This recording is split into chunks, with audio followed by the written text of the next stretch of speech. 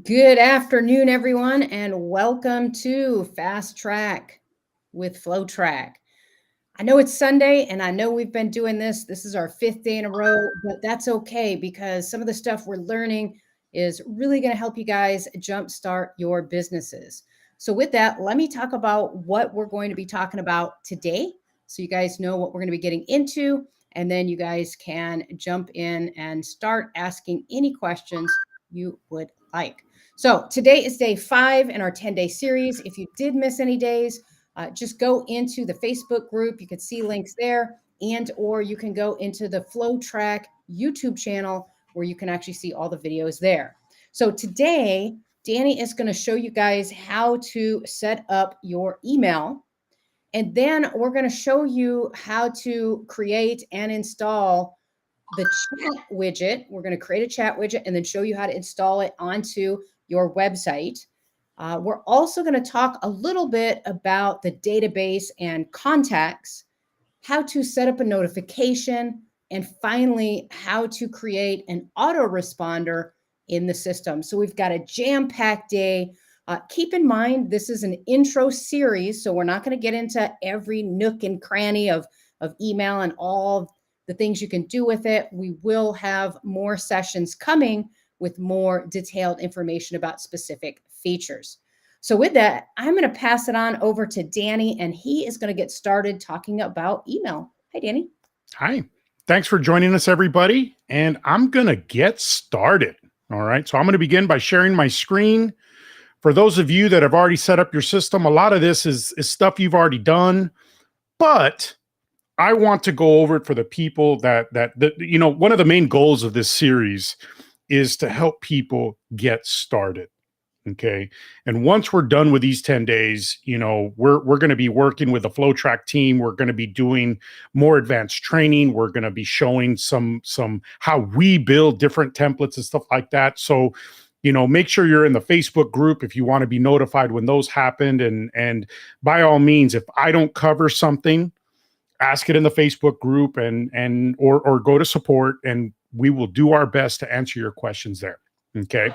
So what we're going to do here is we are going to set up our inbox. Okay. I'm going to start with an email. Now, for those of you that don't know, you can connect this to any email as long as you know the IMAP and the SMTP settings. If you don't know what that is, it's basically whenever you get an email, it has URLs and ports and all kinds of stuff. And we're going to do that together so you can set up your own email. Now, there are multiple ways of doing this. Okay. I'm going to show you the most common way. Okay. Because it works for all of them. There's other ways where you can do an OAuth with Gmail and stuff like that. We'll cover that in another training, but I am going to be setting up a Gmail. And for the most part, it'll be very similar to any other email provider, just like Microsoft and so forth. Okay. So I am in the chat section here, and I'm going to add an inbox. Okay. And when we add an inbox, I like to use the email inbound and outbound. Okay. This is the most common one. You could do the Google, but it's for outbound only, and there's a trick to get inbound in there. We're going to cover that in a different training, but I'm going to choose the inbound and outbound. Okay. And we're going to give this a channel name. Now, I'm just going to use support at agency remix or flowtrack.com. And then I am going to actually set up an agency remix email because I wanted to show you the back end and I have access to that. So this is the email that we are going to connect. Okay.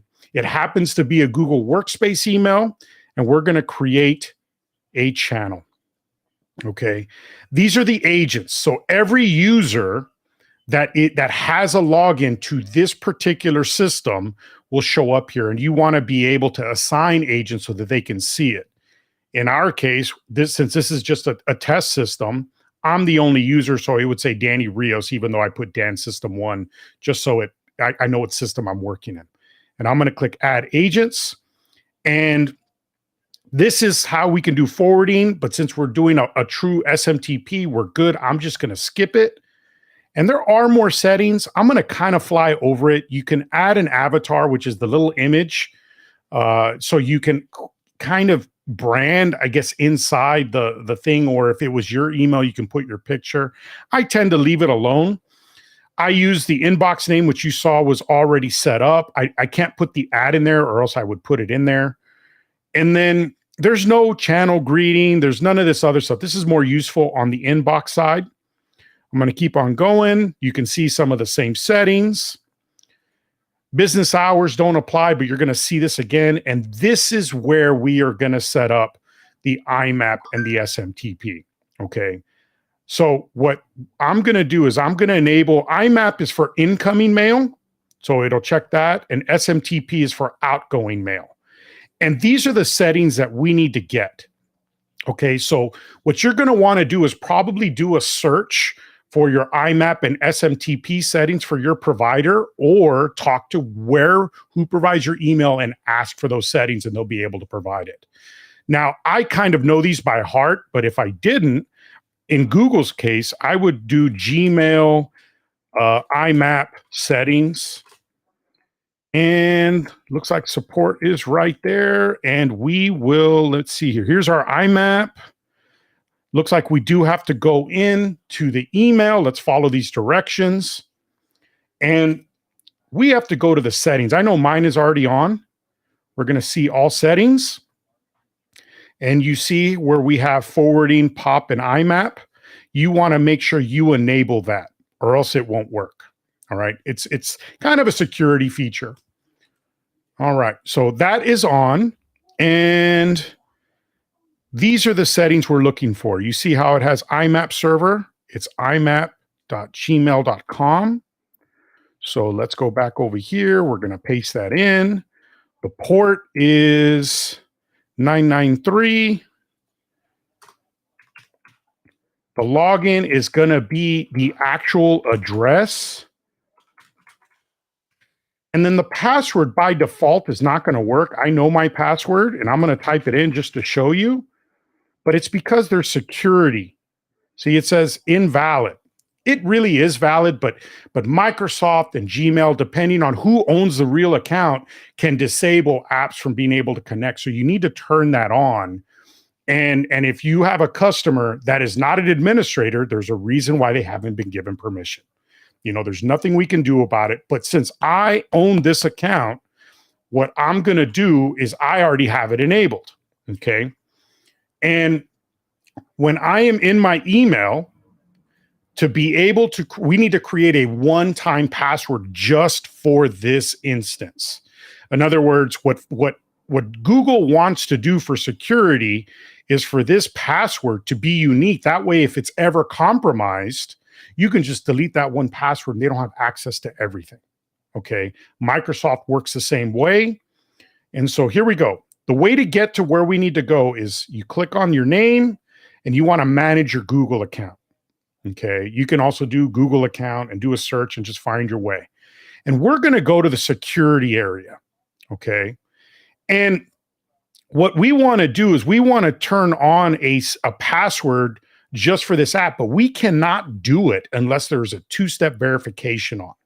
So I'm going to click to turn it on, and every app can do it a little bit differently. And here I got to put in my real password. Give me permission. Oh. And it wants me to say, oh, you know, turn on, you know, the text notification, whatever. I'm just going to leave it on my phone. And I'm going to go through here. Let's do, all right. Let me see if I can, I'm going to use one of my throwaway Skype numbers. And hit send. And let me see if that comes in. Already here. 96138. It's confirming it's me. And now 2FA, I can turn it on. So now that it's on, I can go ahead, and there's other ways you can secure it. I am looking for app passwords. Now this is here. So I'm going to create an app password. I'm just going to call it FlowTrack.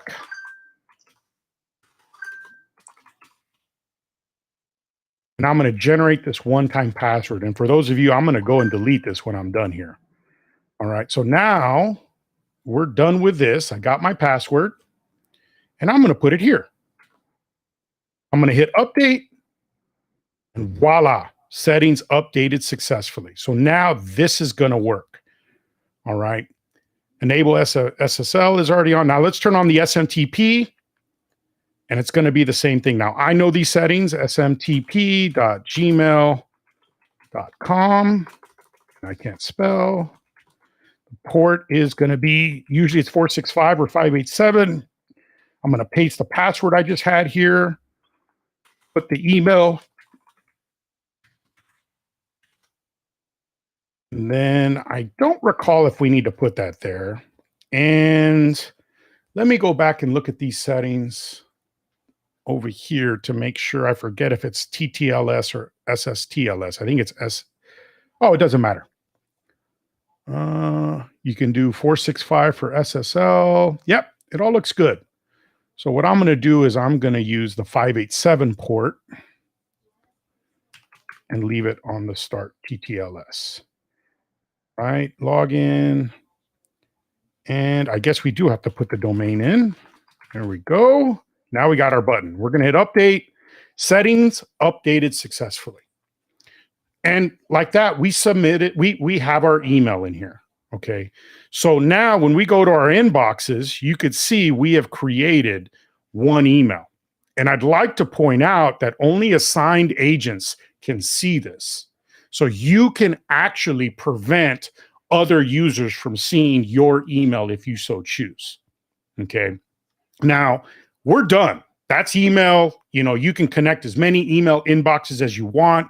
You can assign them to different people. Are there other ways? Absolutely. Okay. But I just want to show that way. The other way I'm just going to talk about it is you can use the Gmail app. And then what you do is you go into your Gmail and you get to create a rule in your Gmail account to forward either some or all emails to an email provided in here. We'll do that in another training. Don't worry about it. I think this is the easiest and most straightforward. Okay. And since we're making really good time, I'm going to go ahead and say that how to create an SMS box. I see a question in the chat. It's already there. When you create, I don't have one here, but when you have a phone number, which we don't have here, and you enable SMS and MMS after the 10 DLC approval, you will see that inbox here. Okay. And then don't forget, you can assign it to different agents and so forth. Okay, that's where the collaborators are. So if Lisa had a login here, I could not let her see it by not putting her name here, or I can do that. Or I can just add her to it and then she'll be able to see. All right. So that's how we do an email box. Now let's do a chat. It's a very, very similar process. The difference is we don't have to get any IMAP or SMTP. All right. And let's go back and we are going to add another inbox. And since we're here, I'm going to go ahead and talk about these briefly since we're making good time. We're going to build a website widget. And one of the things I really liked about, or I like about FlowTrack is that we can create more than one widget, right? Why would you need that? Maybe you want to have a support widget in the back end for your customer separate than your sales widget, and thus can assign those conversations to different teams. Lisa and I have a client that has 4 locations. What can we do? We can create 4 different chat widgets for the action location page. Because yes, they have a corporate one that might have one widget, but then they have 4 locations under it, and those can have, based on the location that those they're actually in different cities, they can have a separate chat widget, and they all go in here. So an admin only has to go to one account. I find that extremely powerful. Okay, Facebook is coming soon. I can't wait for it. My understanding is that it's coming with a CMS update, which is going to give us an incredible amount of features. I'm so excited to learn more about it as you guys do. You know, I know the team is working real hard, and there's a lot of really, really big updates that are going to affect multiple parts of the system in such an incredible way. Okay. Twitter, there is going to be a direct message. I don't know anything about this, so I'm just going to glaze over it. The WhatsApp is you can connect it either through Twilio or through the Meta API. I would do the Meta API, and there's some help docs for that. I personally have not done it. We went over this. The only thing that's different over here is that it's only going to do outbound. It's only going to send email, not receive, unless you set up a forwarding rule. Okay. And then this is the one we did. And then the API can connect to any third-party messaging service. Okay. So we're going to create our website widget. We're going to name it, I'm going to say it's going to be flowtrack.com. Website domain, we're going to do the same thing. Sorry, .co.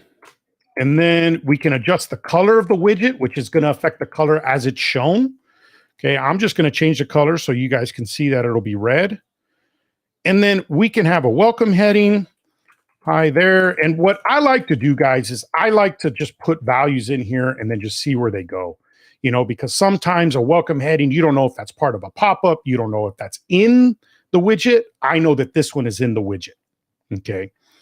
And then the welcome tagline, I'm just going to leave these all alone. All right. And you can enable or disable the channel greeting. Okay. So we're going to create our inbox, get to choose our agents. It's very similar. And with that, we get our inbox code. Okay. And here in a second, I'm going to let Lisa show you what to do with this inbox code. And I am going to send it to her in a message so she doesn't have to go digging for it. But I want to show you first these more settings. Okay. The channel avatar, this one does matter. Okay. And what this is that when that chat widget pops up, the little icon, the avatar, is whatever we put here. Okay. And then some of these settings should look familiar. We already went over these.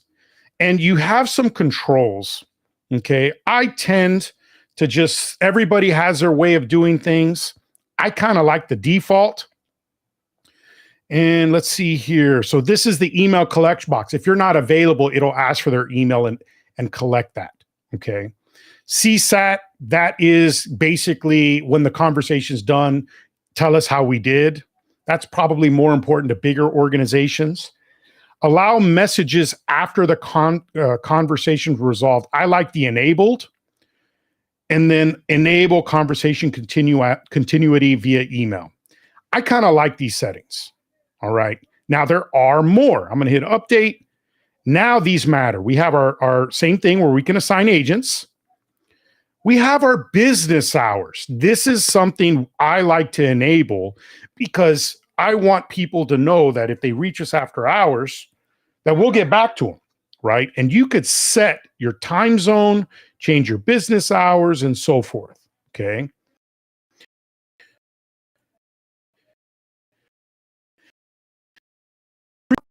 Because it requires them to enter this information or whatever you turn on and off, it requires them to give this information to start a conversation. Why is that important? It's important because I'm not always available to immediately start a chat because, you know, if someone starts a chat and you don't answer in a minute or two, they may be gone. I want their phone number so that I can initiate an email or a text message to bring that customer back. Okay. And so I am a very big proponent of enabling the pre-chat form. Okay. And I like to make a change. I like to scroll this up to the top, get their name. I figure if you really want to talk to me, you're going to give me this info, phone number, email. The one I care about is phone number, but maybe you only want email. I get both. And then we hit update, right? And configuration, which is where we can go cheat and get our code again. Okay. And with that, I'd like to invite Lisa back so she can show you how to install this code. And Lisa, I'm going to stop sharing my screen and the show is yours.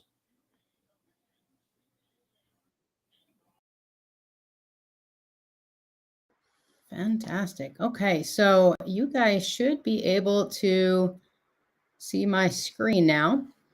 And Danny created the chat widget. So if you wanted to, you could go back to chat. You could go find that chat widget. You could get the code again, but he sent it to me. So where you put it is up to you. You can literally embed the chat widget anywhere that embed code is accepted. So when you think about that, it could be in, and we're going to do it in a site here in FlowTrack. It could be on a WordPress site. It could be on a JavaScript site. It could be in any builder you want. Where you put it is what's going to matter. So I'm going to jump into, we have just a test site here created, and I'm going to jump in here. And there's two different places you want to think about where you want to put it. So if you want the chat widget on every single page in a website, you're going to want to put that in the global head section. And on FlowTrack, that is once you get into a website, it's right up here. You see site setting. And when you click site setting, you have the ability to put in custom code. And what I love about FlowTrack is they already have three pieces for you: header, body start, or body end. And there's a reason why you might choose to put things in the header versus the body start versus the body end, depending on how and when you want it to load. So in this case, if you want it on the entire site, we can just come here into the head code and we can insert the script that we copied and Danny sent to me a minute ago, and then make sure right over here, this enable is actually put right here, and make sure it's on. And then we're going to hit save. And then when we take that and we save that website and we go to preview it, and so we'll preview the page, notice the red that Danny set is right there. There's the chat widget. Hi there is up there like he put it. And now any page we go to on the site will have this chat widget. Now I'm going to come back over here and show you. Let's say you have 4 or 5 different agents. Maybe you're doing a site for a real estate agent and you want each particular agent to have a chat widget on their page. Then you would go to the page setting. Because if you say, in this case, we want one on the index page, and then we want a separate one on the other pages, we wouldn't have put one to happen everywhere. We would go in page by page and decide where we want that to happen. The same thing applies. You can click on the custom code on one single page, and you can have that particular widget. Now, right now, we don't have the opportunity to pick and choose the pages, meaning I would like one on all pages, done, and then I want to override one on just this page. That's not there yet. But same thing goes if we wanted to put it just on one page, we'd paste in the code, make sure this is enabled. It does it by default once you paste in code and hit save. I'm not going to do that because we've already put it on the site. So again, the site is where you're going to put that code if you want it for the whole website. Once we save it, once we publish it, it's good to go. If we make changes, so if we come in and make changes to the colors, what the widget says and things like that, the nice part is if you go look at this code, we'll just go look at it here a quick second, it's not bringing any of the actual information with it. Other elements I've used from other developers in the past, if you were to update information, you had to go back to the websites. You had to go back and change. In this case, you don't. It's actually reading the information from the widget itself. So if you change the widget, you do not have to come back here and change anything about this code, which is really, really nice.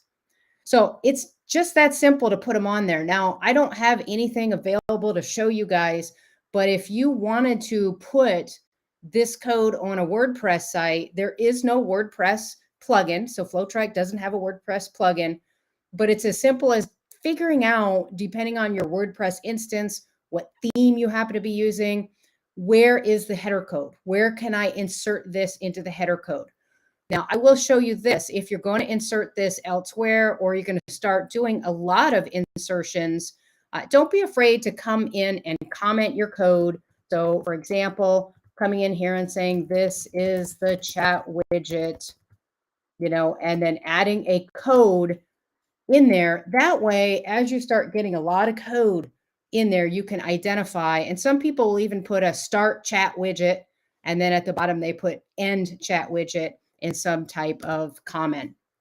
It's good practice as a programmer to comment your code as you go. So in WordPress, that really matters because you might have a lot of stuff in the header, in the footer, in different places. So you want to do that. But that's really about it, Danny. That's all it takes to add the chat widget. It magically works. Once you get done, and I'm going to come back here and get out of the website. Once you get done, when somebody starts chatting with you, so when we come back over here to chat, we're going to see that we have conversations right here. And now we have the ability to start answering people who happen to chat with us. So we have 2 inboxes. And if we had 2 chat widgets and we come to the dashboard, we're going to see our conversations here. Danny, I believe we have to switch, don't we, between the different widgets, or do they all come in one place? Depending on if I get permissions for 5, do I see all 5 in this, or do I have to switch between them? By default, it just depends. When you do the little pull down on the dashboard, you can choose one, but it's all of them right now. So you can sort by individual chat widgets. See? So you can just choose one. I like the default so I can see them all. But they would all be there. And Lisa, I don't know if you have the ability because you hadn't published that website. Some people were saying they couldn't see the chat widget when it loaded in a preview. I don't know if I know it doesn't show it when you're in the builder, and assuming the code didn't break when I sent it to you in Skype. No, it worked perfectly. I saw it. But let's go ahead and preview again. And then make sure you guys can see this. I'm going to make it smaller to make sure you can see it. Can you see that? What Danny? it was is you were in the corner. That's why I moved the layout. I was on top of it. So right here, if I wanted to start a conversation, I could then put in my name, my number. Yeah, we can't see it, Lisa. Okay. It has to do with how you share the screen. But you're saying it's there. I believe you. It is there. I understand. I know what I did now. Here, let me. I only shared that one. That's what I did. Let me share everything. Let me give you everything now. It created a new page when I shared it. So let's jump back in there and I'll show you when we preview the page right down here on the bottom right. And if you can't see that, we'll bring it up a little farther so you can see it. Right here, there's the chat widget. And we can show it. If we wanted to start a conversation, we could put our information here, start a conversation. Love it. Pretty simple stuff. What's nice about it is it requires the customer, for example, to give you information. And there's a couple people that might argue, well, I'm not going to ask them for email, or I'm not going to ask them for a phone number because then they might not give the information. Look at it this way. And this is kind of our perspective. If they don't want to give me a phone number or an email, they're not serious and they're just going to waste my time. And I don't have time to waste. So I want people who seriously want to hire us, work with us. So I like that as a nice filter to get that information, but it's up to you how you want to do it. Yep. Love it. Okay. Thank you so much. So I'm going to go back to sharing. And now I'm not going to go over the contact screen just yet. I'm going to go ahead and go over the autoresponder. Okay. And I think that's probably more relevant right now. So here's the use case. Let's say someone just filled out the chat widget. Yes, the information will show up, the conversation will show up here. Okay. And look at that. People are already going in. So, I know what that is. That's because of the email. So what I'm going to do is I'm going to go to automations, and now I want to notify myself, or if this is for one of our sub accounts, one of our customers, I want to make sure that they get notified immediately that someone is sending a message. Okay. Now, right now, the PWA app is waiting for Apple to release the ability to send native notifications through their system. And the reason why we're waiting for that is because even though Android can do it, Mike made the decision to say, you know what, it'll just be too confusing. Works for me, does it. So he's waiting for Apple to do it before it rolls out. Now, I'm going to say this. Even when I was in other systems, they would get those notifications. I said, you know what? A lot of businesses, you're going to get notified when you get a new conversation. I think that is super duper important. Okay. They're not going to miss an SMS. They can miss some of the native app notifications. Okay. So what I'm going to do is I'm going to go into one of our other systems, go back to our main one, because I have a phone number set up. Let's see if we got my 10DLC approved. Phone, and we are going to go to a phone number, SMS plan. It's still pending. So what I'm going to do, guys, is I'm going to go into our actual agency remix because I want you guys to see with an approved phone number. So let me get that going. Excuse me for a second. Got lots of tabs going on here. Here we go. And let's see here. Agency remix. All right. So it's going to work exactly the same. All right. This just has our logo with a little bit different color. And you could see we have our inboxes and so forth set up. Okay. So now let's create that autoresponder. So I'm going to create a new flow. Okay. I'm going to go ahead and choose contacts and hit select. All right.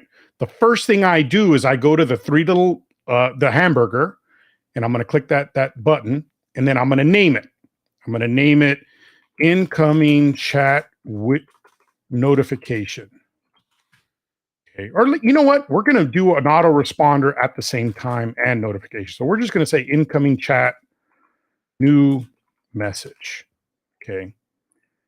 And then I'm going to go back and hit the trigger. I'm going to add this little plus sign.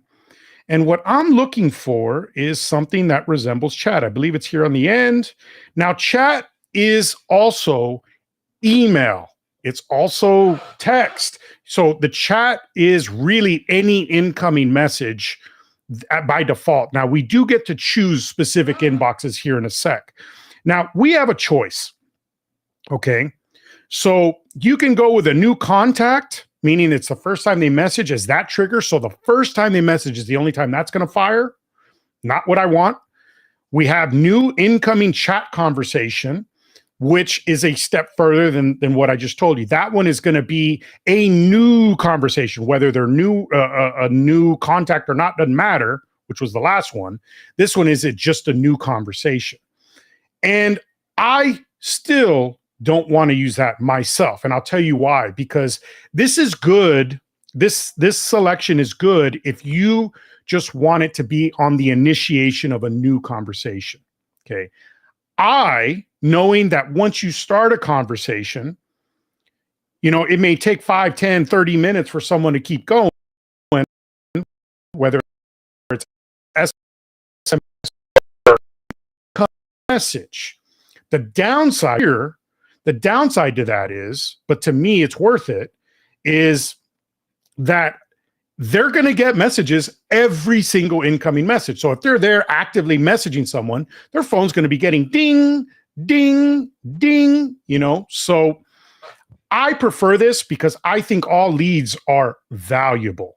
But if you just want it to be on the first message of a new conversation, you would select this. I prefer this one. And now you get to choose, is it all inboxes? Now, all inboxes is everything in there, in that inbox screen. You saw how we had like a bunch of them in ours. We had like 6 or 8 of them. I don't want it to fire for every email because we have email inboxes, we have chat inboxes, we have SMS inboxes. So what I may do is do a specific inbox, and here is my chat. Let me see. I also have a chat on our website. We have multiple chat widgets. And then I may do our SMSs too, right? And let's just go ahead and choose a bunch of these. Okay. So every time in each of these inboxes, and now you see why I label things the way I do, I'm going to go ahead and say that. So every time one of those inboxes gets a new message, this is going to fire. Now remember, the first thing you got to do in an automation is you want to add the lookup contact. Okay. And I'm going to repeat myself. This is a very, very important block. It saves you a lot of headaches when you get into more complicated builds, because it allows you to match contacts on your rules, not the system's. You create the rules of what is considered a match.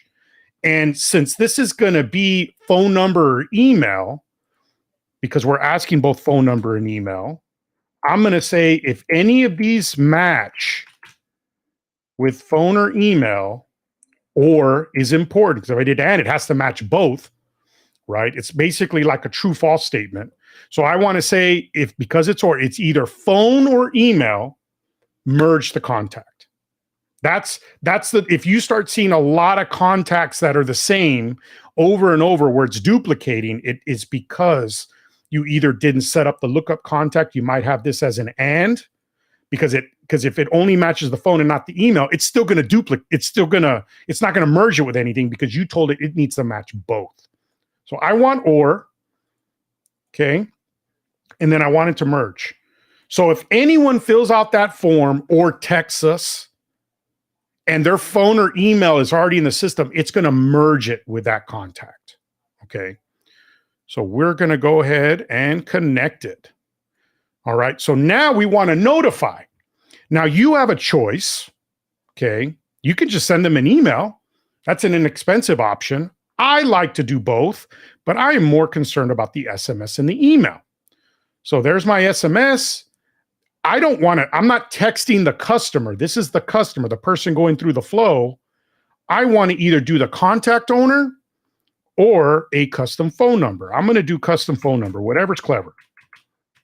Okay. And I'm just going to put that number there. Then you have to select the phone number. Okay. And then we get to put in our information. So we may say new incoming message. And then I want to give the person that I'm notifying some details.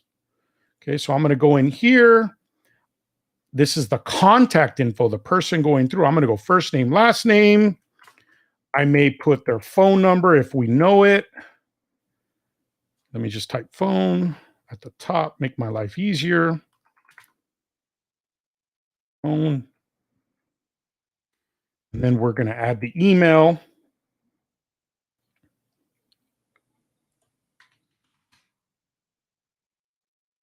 And I haven't tested this out, but I believe there was a new variable coming out. I'm just going to look. There it is, message body. I knew they were releasing it. I wasn't sure it's there. What this triggered, basically, this message body is the message. So what I'm going to do is I'm going to say, they said, make it pretty. Okay. And now, when someone initiates a message, it's going to deduplicate, which we do on almost every automation. It can't hurt to be there as long as it's set up right. And then it's going to send the SMS to this number, send to phone, from this number, and say new incoming message. And let's pretend Lisa sent it. It's going to say Lisa. It's going to give Lisa's phone number. It's going to give her email, if they're known, by the way. And then it's going to say what Lisa typed when she sent that message. Done. Okay, so now where do I put it? Obviously, I want to do it under the lookup contact. In this case, the yes means we found a match and no means we didn't. I'm going to put them to the same spot because I don't care if they're known or not. I'm not going to take them down a different path. And now that's how we set up a notification. So we could set up, this is how you set up a notification for anything. Okay. And the notification is triggered by these events. So you can get really creative with how you want to notify your customer or yourself. Okay. But now let's go to the second part. The second part is to be able to, and by the way, we could do the same thing with an email. So I would just do the same thing, but I would just build it with an email and I would send it to the business owner or to myself if this was my account. But now I want to confirm that we received the message. And that would probably only fire on a new incoming message. So what I'm going to do, remember, this one is triggering off every incoming message, while as I misspoke, while as I want the customer to only get the "we received your message, we will be in touch." We may only want that to happen on an SMS. We may only want that to happen on so forth. Really, it's whatever's clever, So I'm going to go ahead and end this. This is a great notification sequence. So I'm going to rename it new message notification. So that's all we're doing in here. I'm going to save it, publish it, and now it is live. Okay. And if I don't want it to work, I turn it off. Okay. So let's say, since we're talking about inboxes, let's create an autoresponder for a new conversation. Let's pretend that they sent in a keyword trigger. Okay. So let's build that. That's also going to be a contact. And what we're going to do is the same thing. I cannot stress this enough. We're going to do a lookup contact. And this is what we wanted to check. Since we're going to build this for a phone number, we're going to do a phone. I'm going to get rid of this and we're going to merge. Okay. And let me go ahead because I forgot to name this. So keyword VIP confirmation. Okay. And then let's set up our trigger. So now we got to think about this. I want this, if we're doing a keyword trigger, let's say we're a restaurant. Okay, let's be situational here. I want this to make sense. Let's say we're a restaurant and they have text VIP to this number to sign up. You with me? So what we're going to do is we want to check every incoming message if they're typing the word VIP and VIP only. So we're going to do a new incoming chat message also, but we're going to be very particular. Let's pretend this is the number that we're giving them. Okay, the 263-3217. Okay, so now whenever they text that, we're looking for a duplicate contact. And then we are going to do a reply. I'm just going to search. Wait for a reply. And in here, we are going to do any reply message. And then we are going to do the word VIP so we know what to call it. And we are going to do an exact match. Let me tell you the difference here. If the message contains this is the code. This is what we're checking for, VIP. So maybe we have free offer, whatever. This is your code. If it just contains it anywhere in the message, it's going to fire. That's a very dangerous thing because what if they have a question about the VIP? I don't want them to fire. Hey, thanks. I feel like a VIP. That's going to fire. I want them to type VIP and VIP only. So I'm going to go ahead and say exact match. Okay. And we're going to save it. Okay. So now every incoming message is coming in, deduplication, and then it's going to check for the VIP keyword. And what we're going to do here is, let me clear my search. We are going to send an SMS. We're going to leave it to the contact phone. We want this to go to the person that typed in the VIP. And we may say, hey, thanks for joining our VIP. VIP. We just need some information. Okay, and let's pretend we're going to go ahead and put link to my forms or a web page that we built in the system. And I'm just going to pretend I'm just going to grab one. Okay, so let's pretend that's the URL. So now when they type VIP, deduplication, and they go down this, it's going to reply, hey, thanks for joining our VIP. We just need some info. and we're going to take them to that form. And that form can be another flow, and that flow would tag them. So we can start tagging all of our people and create either an SMS or email list. There we can say, hey, thanks for joining. So maybe they're not technically joining here yet. I may just say, hey, thanks for your interest in our VIP. So let me make this a little bit more real world. Your interest in our VIP program. We just need some information to get you signed up. All right. So that would be done. So let's go ahead and save it. Oh, didn't choose a number. And so now what I'm going to do is when they type VIP, I want them to get there, end it. And these don't really matter in this use case because it's just checking every message. There's no timeout. This block is used for multiple things. So in this case, they don't matter. And then we are going to go ahead and it's set up. So in review, what did we build real quick? If they type in the word VIP or any incoming message, check to see if they type VIP. If they did, and only if they did, send them that link. If it wasn't, in other words, we don't want to do anything because then it'll just fire on every incoming message. So this is right for setting up a keyword autoresponder. Okay, so we're going to save it. Let's go a step further. Okay, I'm going to turn this off because I don't want it active in our account. Okay, and then I'm going to delete them here in a little bit, but waiting for that to go away. Now let's do the second part. There we go. Now what we want to do is that form, whatever that VIP sign-up form is, then we could say, hey, you're in, and give them a tag. All right, so now I get to choose the form. Let's pretend that's our VIP sign-up form. Go over here. Let's name it VIP sign-up sequence. It's off that form. It's already set up. And what we're going to do is the same thing. We want to do a deduplication first. We're going to check for phone and email.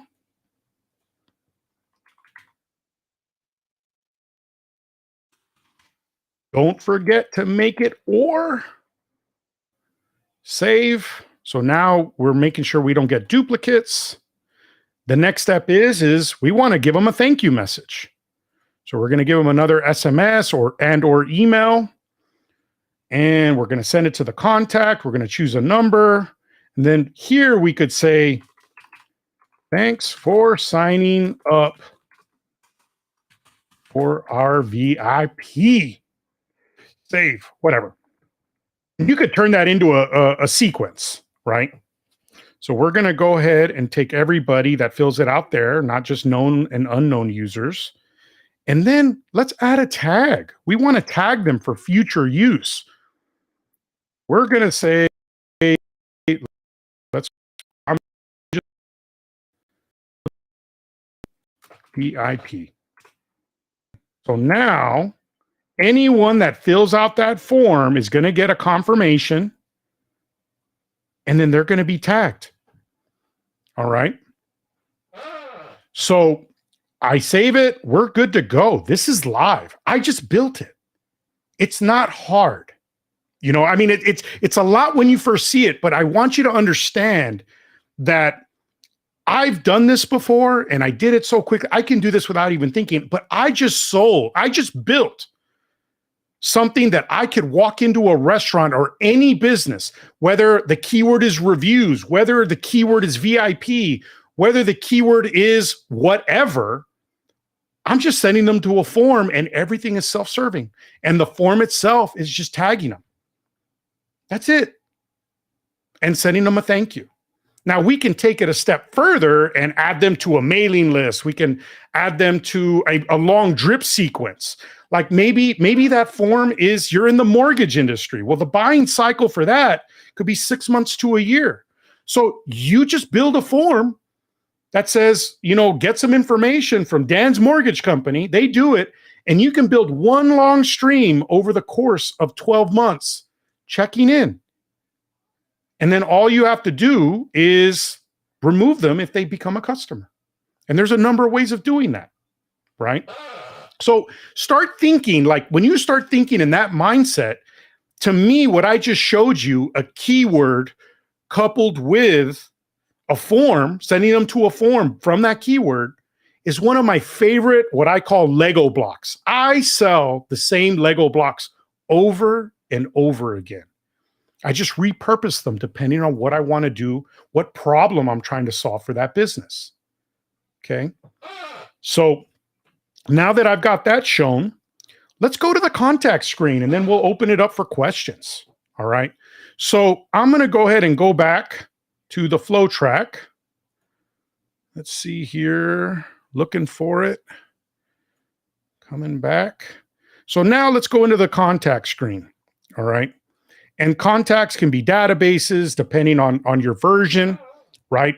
And you can see what we have going on here. Let's pretend, let's create a person. Let's pretend they filled out that form, but I'm just going to cheat and put Dan VIP. All right.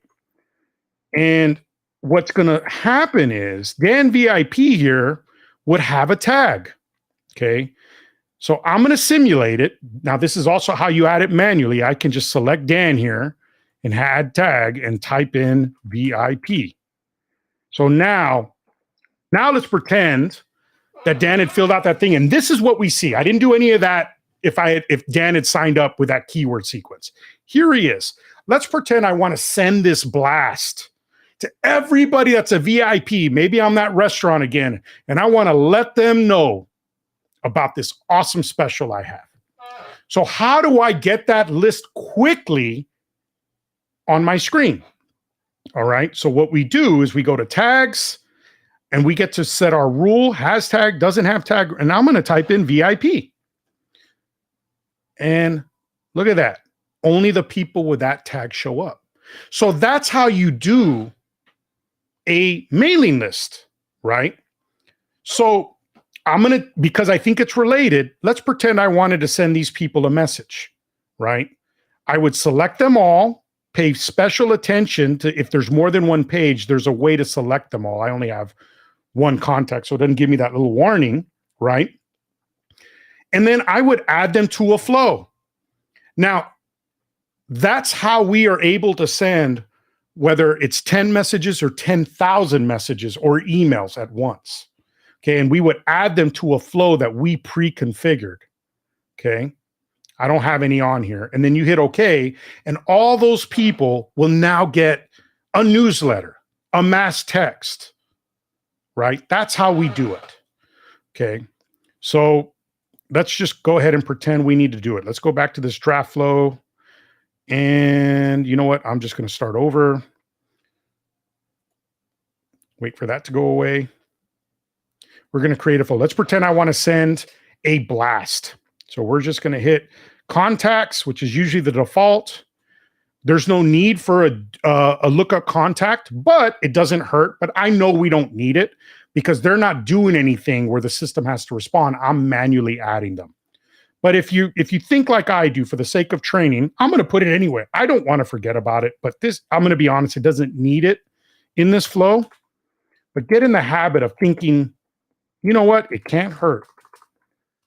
Email. So I'm really doing a little extra work that I don't need to right now, but it's a good starting point. So let's do that. And let's pretend we're sending them an SMS blast or adding them to a 12-month drip, whatever. Same thing. Okay. I don't have a phone number in here. You know how to fill this out. And let's pretend I did that, all that. And this could be our SMS message blast. And I like putting the dates so that I can reference it later. Save. Let's pretend our SMS is here, you know, with the message we want to send. And then we are good to go. That's how you can pre-configure a message for a blast. And now when I go back to contacts, I get my list ready. It remembers where I was. I select them all, right? And if there was more than one page, you got to do a drop down because it'll only say 20 out of 4,000 contacts, and there's an all there. and you would type all, and it would select all 4,000 contacts, add to flow, and because I didn't publish it, I guess, and then you hit OK. That's how you send out a message blast. Okay. And we're already coming up to our little hour. I did get to cover almost everything. So I am going to go ahead and go in because I just realized the contact screen has a lot of really good stuff in here. And what I want to show you is that you could see your chat conversations, your emails, you can choose your inboxes and so forth. All right. You could see your form fills. There's no form fills here, but I can click on it. What I really like about the form fills and seeing the history in our system is that we get to see every submission instead of in other systems, those fields being overwritten every time they fill out that form. Okay. And with that, Lisa, I'd like to invite you back so that we can go over any questions. Yes, sir. We don't have very many questions, so I'm going to throw up on the screen. The one question I'm seeing is, can I use that email inbox as a distribution list for my contacts such that all arriving emails can be forwarded to contacts that have a specific tag? Okay, let me read that again. Can I use the email inbox as a distribution list for my contacts such that all arriving emails can be, I'm going to say no, Robin, but I am interested in understanding your use case because I could be wrong. I don't think so, but if I am, I'd really like to hear your use case and maybe see if we can do a way for that to do that. Because I think it would be really cool to allow customers to be able to send an email to the system and then it distributes to a list. So I believe that's what you're asking. And excellent. Comment, great flow and real use scenario. I just want to comment on that. It really is. And I saw in the Facebook group just today where somebody was saying, hey, it'd be really great if we had all these done for you, things we could just click and use for our customers. And yes, that is a great thing. But if you don't understand the basics, if you're not learning how this stuff works and then how to go see what you're getting, or down the road, if there's a marketplace and we're buying things, if you don't understand how this stuff works, I'll be honest, some of this stuff is not that hard. It might only take 10 or 15 minutes if you understand it. We plan on doing more of this type of training in the group to help people actually build their own stuff because it's super important to learn the basics. So I see Robin is following up, and it's what I thought. So I'm gonna answer this two ways. I realize the first way I'm gonna answer is not what you're asking, Robin. So let's pretend we had a list, no different than a VIP. If we had all the chapter presidents tagged with a certain tag, of course we can just select that tag and create an automation. Just add people that tag to that automation to send them an email. I know that's not what you're asking, but I wanted people to understand that part of it. The next part of your question is you want the email to trigger that to be an external. That is not directly possible, and I'd rather discuss that with you privately as not to confuse people. Okay, and somebody else is just thanking you, Danny. I think doing these automations are fun. They're exciting to watch. And if you keep it simple and go out there, as Danny said, we've created some simple automations we've been able to reuse over and over and over again and make some pretty quick, easy money with our customers. And that's super important, right? Mm-hmm. Keep it simple.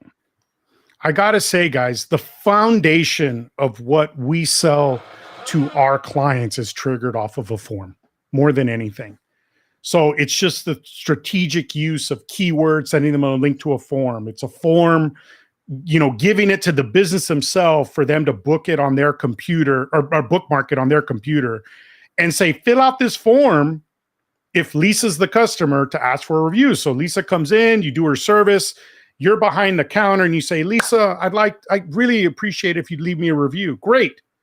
And so the customer service rep just loads that bookmark, gets Lisa's information, hit submit. That form in an automation can just give them the link to leave a Google review or a Facebook review or whatever.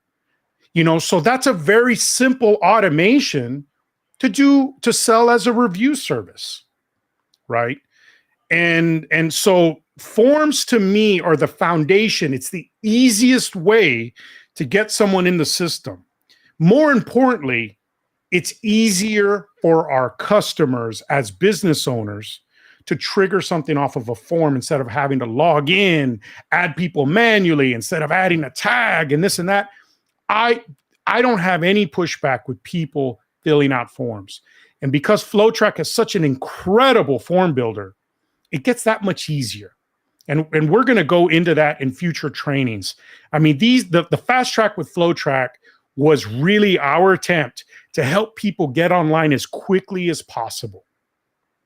And by the way, thanks for showing up. I mean, I know it's hard to come up 10 days in a row on the weekends, and we appreciate it. We're trying to help the people that get into the system, follow it day by day, consume as much as you need, and ultimately get your system up and running so that you can start getting your first customer.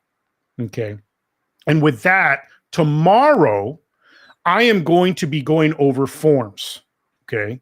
I think what I would like to do is create a simple review sequence, create the same thing, the review sequence, which is it has that autoresponder element, being whenever that form is filled out, it's going to send them the link. I want to put that person into maybe a pipeline. I'm making it up, but I want to go over how to put someone that fills out a form into a pipeline. And then we're going to go over calendars. Okay. But the emphasis is going to be on forms, getting the review, and adding them to a pipeline. All right. All right. We do not have any more questions, Danny. So I think we are good. Oh, one other question. Do you know when FlowTrack is going to hold another live Zoom chat? We do not. We're not privy to that information. We don't work for FlowTrack. We're just helping out. So they don't tell us that stuff, but definitely inquire. Go ahead and ask from support or in the Facebook group and see if they'll, chime in for you. Yeah. We're, just so you guys know, I mean, we're going to be trying to keep on these. We're not always going to be doing our lives. I mean, we want to jump in, do something quick and teach you a new, how we use a new feature and stuff like that. We really, really realize so many people needed help to get up and running, and there's just so much to cover. Some people just want to keep it simple. Some people want to do other things, and it's really hard to build out that content. But I know FlowTrack is stepping up their support game. I've seen some incredible strides. I'd like to think we're helping a little bit, and between what we're doing by us doing these, whenever he wants to show you guys the next round of awesome feature leasing and everything else, I'm really excited with the progress of everything going on. All right, that's all we have, Danny. Thanks everyone for coming today. We appreciate you guys. Go ahead and implement what you're learning, start practicing, playing with it.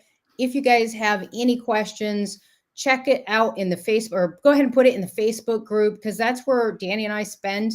We pop in there every day, if not more than once, at least once. And don't forget to subscribe, obviously, to all of the FlowTrack, their YouTube, because then you'll get notifications when this stuff happens, or if there's a pop-up live.